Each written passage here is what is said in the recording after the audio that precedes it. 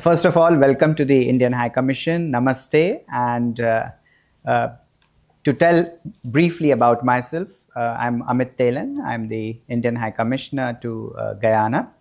I arrived here last October. So I would say I'm about to complete 1 year of my term here in Guyana. And it has been a very, very interesting and I would say very rewarding time for me. Since I arrived here, I have witnessed a complete economic transformation that is happening in Guyana. There were so many international conferences and other engagements, even on the trade and economic side, which shows the kind of economic development that is happening in Guyana, and it makes my job very interesting. So. Perfect. I'm happy to hear you say that, and I hope that you've been having a good year thus far. Indeed, Guyana is undergoing significant economic development, and it provides so much opportunities for the countries that we work with. For us to learn from you and to have your expertise help us further this development. Along those lines, how would you describe the current state of economic relations between India and Guyana, and in what ways do you see this partnership evolving in the near future? Thank you. In fact, before I talk about the current state of development, I think it's always important to understand also the historical perspective and to appreciate the kind of relationship that our two countries have shared over more than now 60 years of our diplomatic relations. So, the crux of our partnership has always been capacity building. And right from the beginning, in fact, in the 1960s, we have placed a lot of emphasis on development cooperation and capacity building. Many of our friends from Guyana, they have benefited from different training programs and other kind of capacity building initiatives that we offer from time to time. We have also contributed in some of the major projects in terms of infrastructure development in Guyana. Just to tell you one example, and this is the CPL time, everyone in Guyana is enjoying CPL. Yesterday, I was also there at the match between Guyana, the Amazon Warriors, of course, and the Barbados team. And the stadium where it is being played is one of the examples of the development cooperation that happens between our two countries. India, a few years back, helped with the construction of that stadium. So what I wanted to underline is the economic cooperation between our two countries has a long history. And in the recent years, especially after the discovery of oil and gas in Guyana and emergence of Guyana as one of the fastest growing economies, there is a new dimension to this relationship. And as President Dr. Muhammad Irfan Ali and our Prime Minister Shri Narendra Modi always emphasize, if we have to identify the crux of what our relationship is all about, it is a people's partnership. It is the relations between our people. And on the economic side, the three areas that we emphasize the most is food security, energy security, and last but not the least is everything that needs to be done in order to have climate-friendly technologies, because that is again one area which is of global relevance. Perfect. And I'm happy that you said that India plays a significant part in the capacity building initiatives that have happened in Guyana. And so happy to know that you did, of course, contribute to the building of the stadium. Cricket is really a sporting event that brings people together as we endeavor for people-to-people relations. So I'm very happy to hear that. You did touch on the fact that you are focused on food security, energy security, and climate-friendly technology. Now, I know that India has been a global leader in several industries, which you have mentioned: technology, renewable energy, and infrastructure.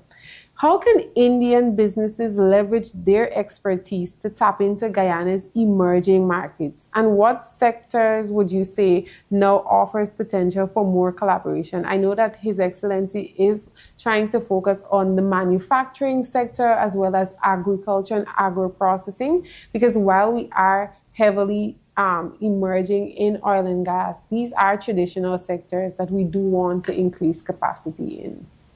Thank you. That's a very pertinent question.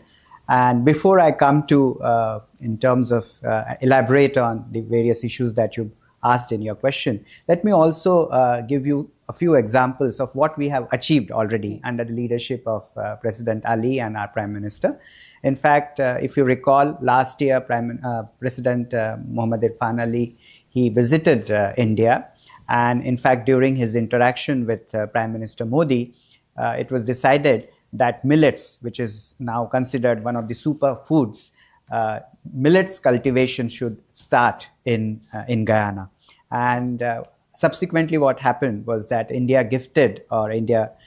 provided some millet seeds to Guyana. And under leadership of President Dr. Muhammad Irfan Ali, it was very successfully cultivated in Guyana. And it was a resounding success, because I think within a span of few months, it was proved that Guyana can do a lot when it comes to food security, because this is not only about Guyana, but about the CARICOM and the region as a whole.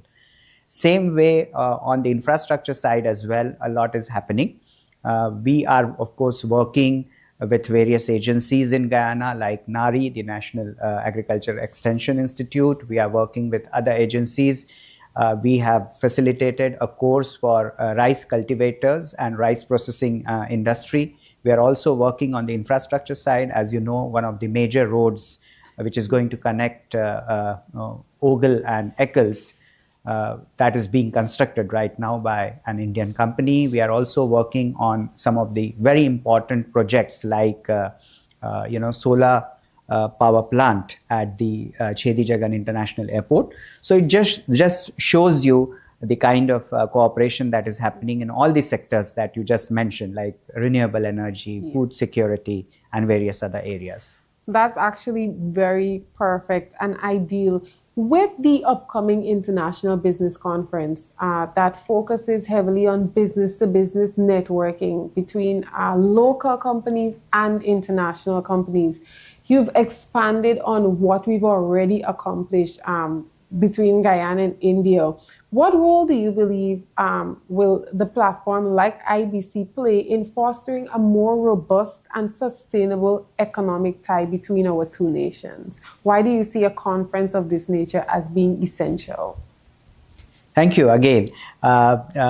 First thing I would like to mention that while this conference is going to be one of the important steps towards bringing the businesses from India and Guyana together, something which I must appreciate and put on record is that the organization Action Invest has been helping us out a lot.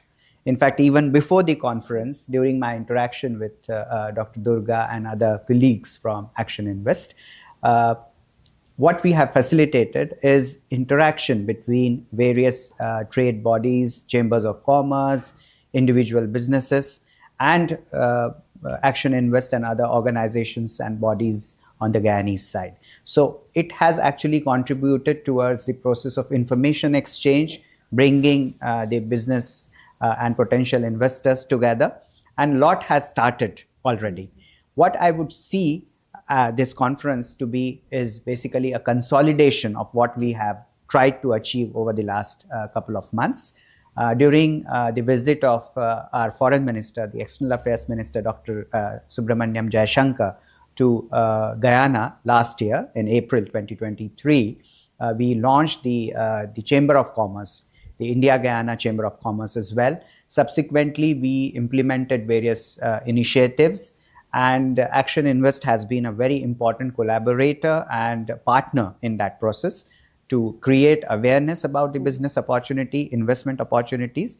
So what I feel is the forthcoming conference is going to be a very important milestone towards actually consolidating and bringing people together to see at where Guyana stands now, what is actually happening on the ground. And the future of Guyana undoubtedly is very bright, and we would like more and more Indian businesses to come and contribute towards this process.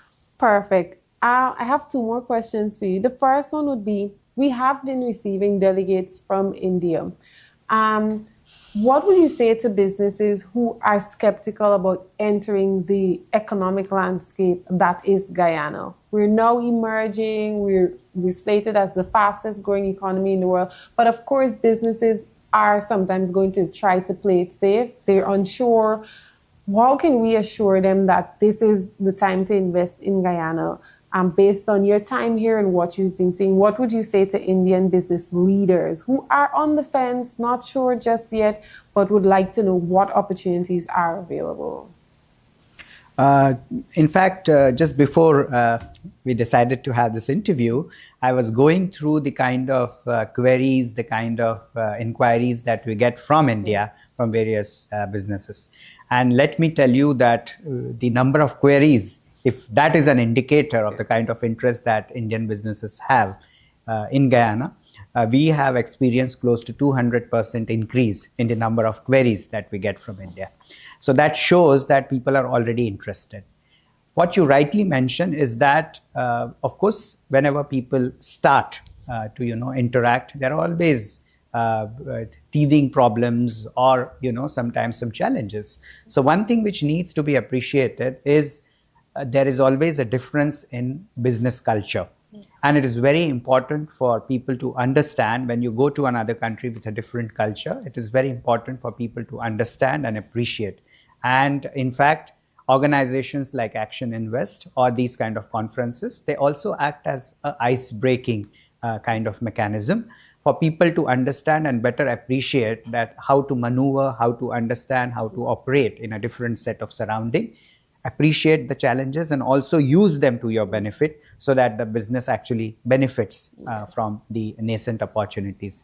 Yes, I would say that Guyana, right now, the government of Guyana and various organizations and bodies are working towards establishing certain frameworks, certain regulations, and sometimes it may pose a difficulty for people to understand how the regulatory framework works.